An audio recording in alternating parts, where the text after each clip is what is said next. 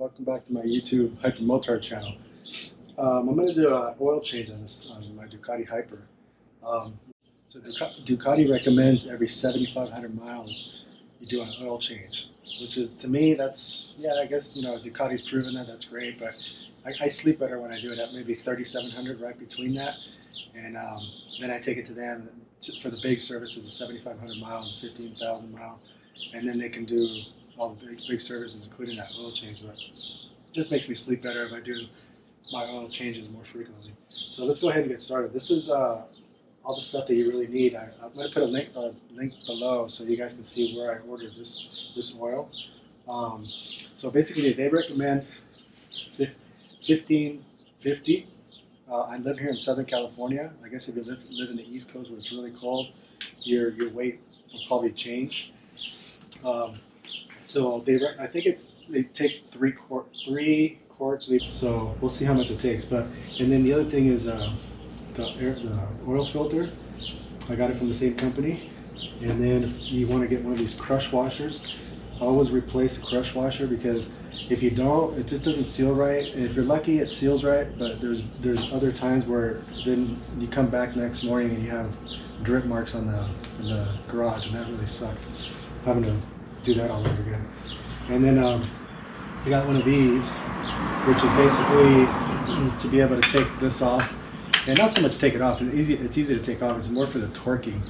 I've had issues with torquing many times on my dirt bikes. Man, I don't know what it is. I don't feel the correct pressure that you should put on a bowl. Like a lot of people, they could just do it by hand. For me, I've stripped more bolts than I can tell you, and I'm just tired of doing that, especially on this baby here. I'm not about to do that. So this is my friend here. My go-to is my torque wrench. So let's go ahead and get started. All right, guys. So one of the weird things I do, that's just me, but notice how all these are red, because I have a gigantic toolbox, and I don't want to be going through all this stuff. So I just make all these things red, easy to find for the beast here. So let's go ahead and take out the drain bolt.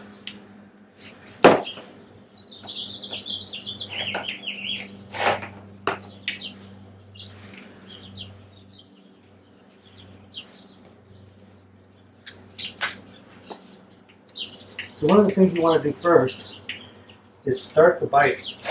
Make sure you start the bike, I don't know, maybe 5 minutes or so. It just makes the oil thinner, so it allows the oil to drip much easier.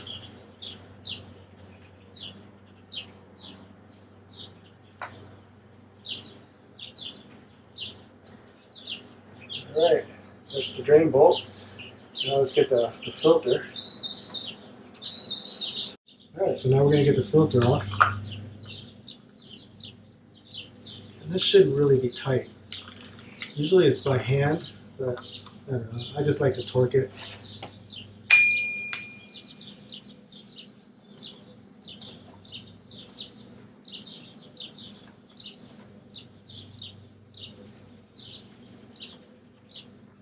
Yeah. Okay.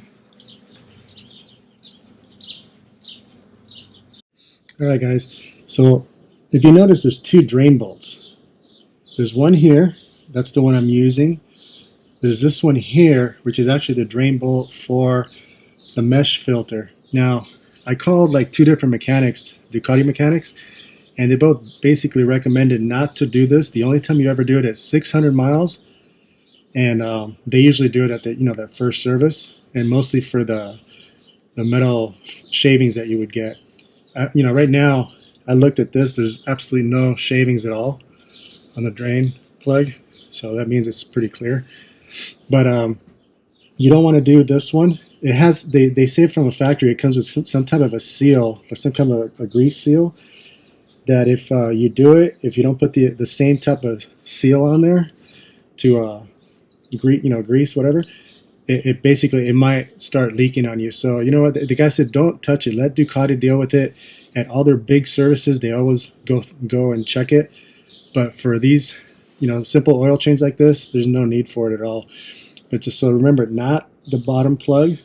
Don't touch that, and just basically use that. I mean, I've seen people actually do this on videos, and they put it back, and if it works great for you. But I'm not going to deal with it. There's no reason to, really. There's no metal shavings in there.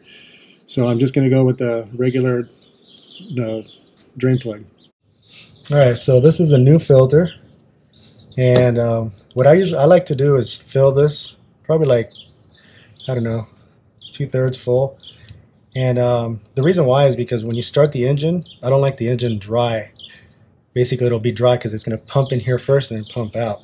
So if you have oil in here already, it's just going to pump out, ready to lubricate everything. So I'm just going to fill it up a little bit.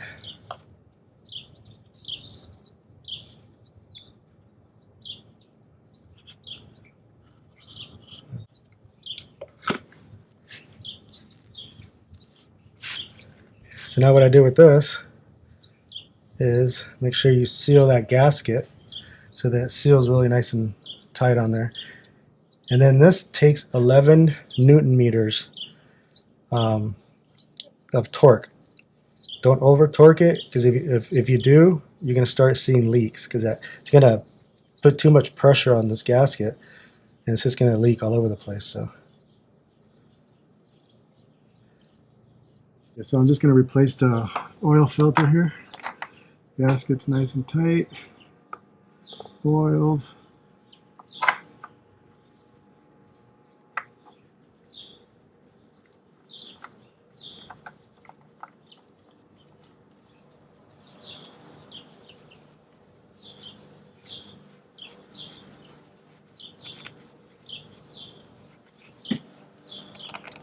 And I always like to just hand tighten it as much as possible at first.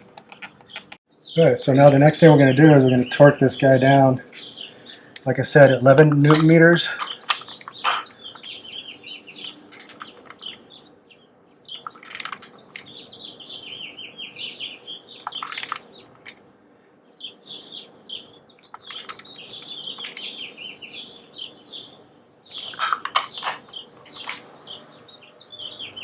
And there it is. You hear that click? So we're at 11 Newton meters. I know that filter is nice and tight, and it's actually quite a bit tighter than I could ever do with my hands. So I don't know, people do it with their hands and they're pretty comfortable doing that, but I don't know. I like to torque things down, and I just know it's good. Alright, so now I'm going to go ahead and put the drain plug back in. Don't forget the crush washer, guys. Make sure you put a new one on there. And this takes from 18 to 22 Newton meters. I just go right in the middle, just do 20. Makes me happy. Alright guys, so let's do the drain plug now. I just put it in. Now it's just a matter of tightening it to 20 Newton meters. My handy dandy little torquer. Okay, you hear that? That's 20. So I can sleep good at night. I didn't strip anything as I normally would. That's why I love these torque wrenches, especially on these guys, these bikes. Okay guys, let's start filling this guy. He's thirsty, so let's do it.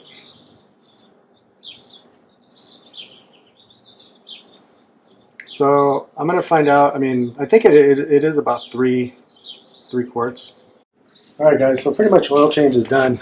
So I want you guys to notice, of course, after you do the oil change, you want to start the bike. Just, I don't know, maybe a minute or so. Just let the oil circulate through and then turn it off. And then the other thing, I don't know if you noticed, right now the oil level is at exactly, it's just a little bit below the top mark.